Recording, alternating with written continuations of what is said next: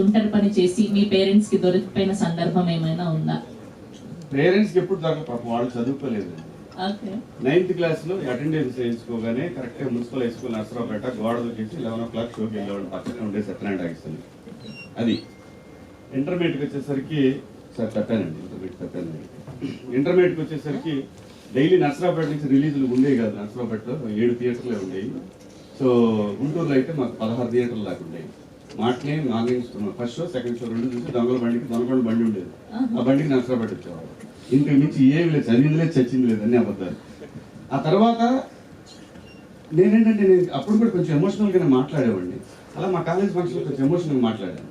Degree college అంటే మీరు చెప్తున్నారు కానీ అంతగా ఎక్కట్లేదండి అని అనేవాడిని. అంటే వాళ్ళలో లేదు లోపం, నేను అసలు విన్సేస్తే కదా.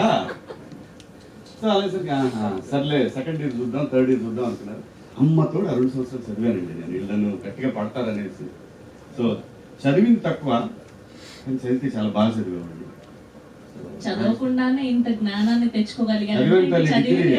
కాదు ఫెయిల్ అయ్యానన్నారు కదా inter first year.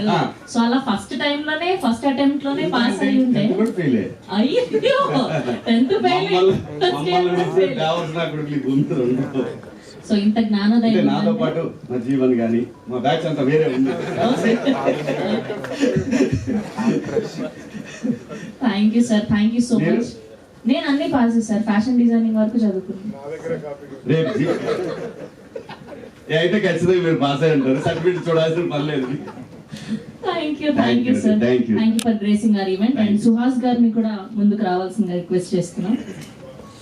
Okay Suhas గారు, నాకు తెలుసు మీరు అలా చేసి అమ్మాయిని పెళ్లి చేసుకున్నారు. మొత్తానికి అది ఎప్పుడో అన్నది మాకు తెలియదు, కానీ కాలేజ్ టైంలోనా లేకుంటే ఎలా జరిగింది అన్నది?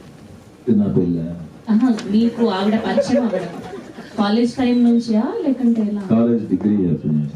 ఓకే. సో చదువుకుంటూ అలా ప్రపోజల్ చేశారా, లేదంటే మీరు లాస్ట్ బెంచ్ స్టూడెంటా ఫస్ట్ బెంచ్?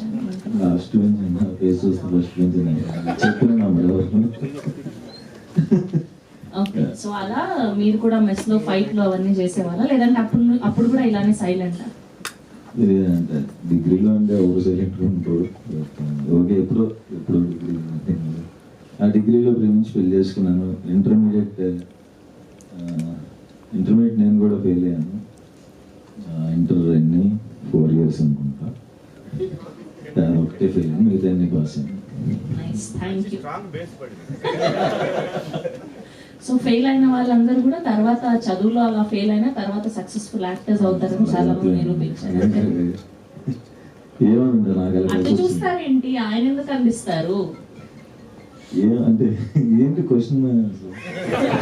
మీరు లాస్ట్ బెంచ్ స్టూడెంటా ఫస్ట్ బెంచ్ స్టూడెంటా? సో ఇలాంటి తుంటరి పనులు చేసామండి. ఇంటర్మీడియట్ లోనే February 14th అప్పుడు మాది చైతన్య, నేను విజయవాడలో February 14th రోజు మా బ్యాచ్ అందరూ కనపడకపోతే వీళ్ళకి లవర్స్ ఉంటారేమో అని అనుకుంటారని మేము విజయవాడలో ఓషన్ పార్క్కి వెళ్ళి ఎగ్గొట్టి మళ్ళీ సైకిల్స్ తీసుకోవడానికి కాలేజీకి వస్తే అందరు ఫాదర్స్ ఉన్నారు. ఆ రోజు నుంచి ఏ రోజు కాలేజ్ ఎగ్గొట్టలేదు. Thank you so much.